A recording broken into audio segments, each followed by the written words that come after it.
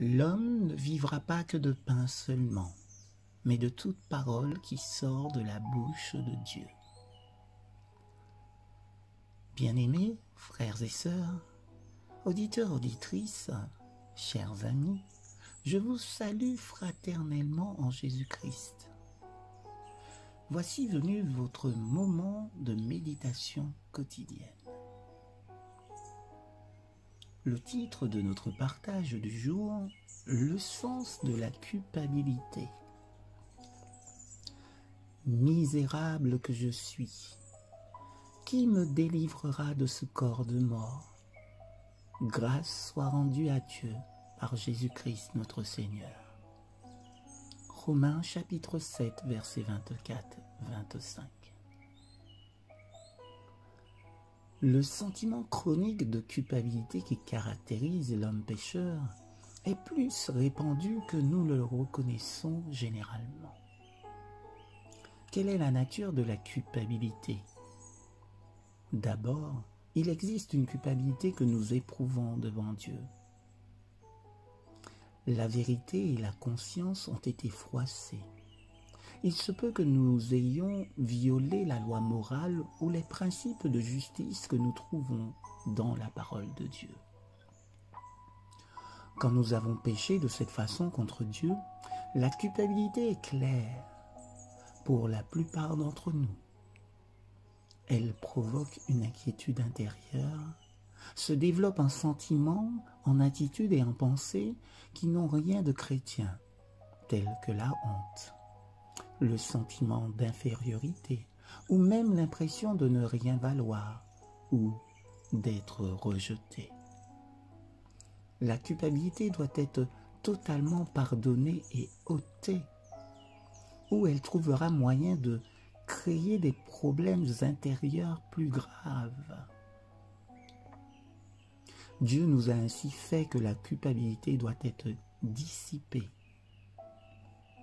Nos péchés, notre état de péché, peuvent prendre des dimensions telles qu'ils en deviennent insupportables.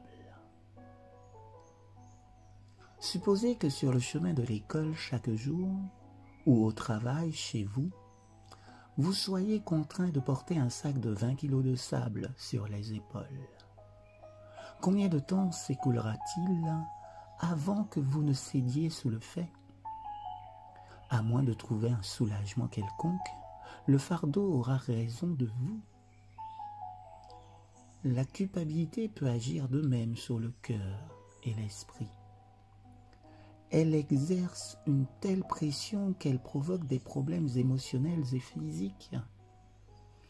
Aucun chrétien ne devrait porter le poids d'une culpabilité quelconque jour après jour.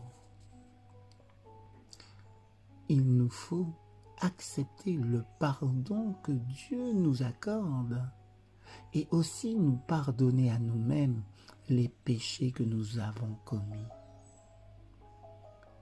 Au jour du Christ, la femme surprise en flagrant délit d'adultère fut traduite devant lui par les pharisiens. La loi affirmait que la coupable devait être lapidée. Ceux qui la condamnaient espéraient piéger Jésus à propos du jugement qu'il rendrait. Mais il se mit à écrire sur le sable. Quand ils lurent ce qu'il avait écrit, ils se sentirent eux-mêmes coupables. Il n'y eut pas de condamnation contre cette femme de la part de Jésus. Il n'excusa pas son péché, mais il ne la rejeta pas non plus.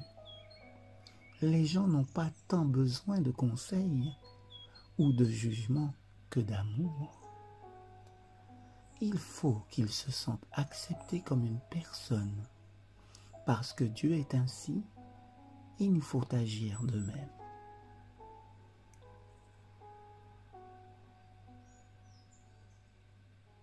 Que l'Éternel nous aide à grandir dans cette compréhension, de ne pas se sentir rejeté et de ne pas rejeter aussi les autres, peu importe ce qu'ils ont fait.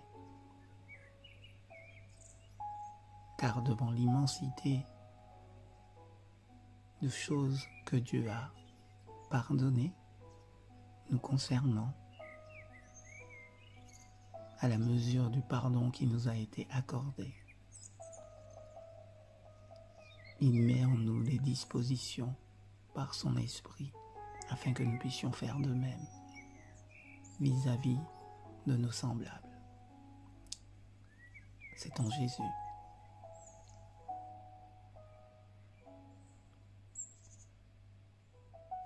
Que la paix et la grâce du Seigneur nous accompagnent durant cette journée. Amen.